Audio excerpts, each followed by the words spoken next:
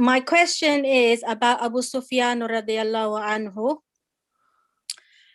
Someone said to me that he was the uncle of the Prophet sallallahu alaihi wasallam. So he's not.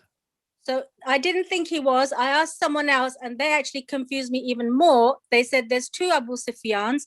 One Abu Sufyan was the cousin and milk brother of the Prophet. Correct. And the other one was the father-in-law of the Prophet. Abu Sufyan ibn al-Harith, correct. The cousin of the Prophet. Al-Harith is the uncle of the Prophet.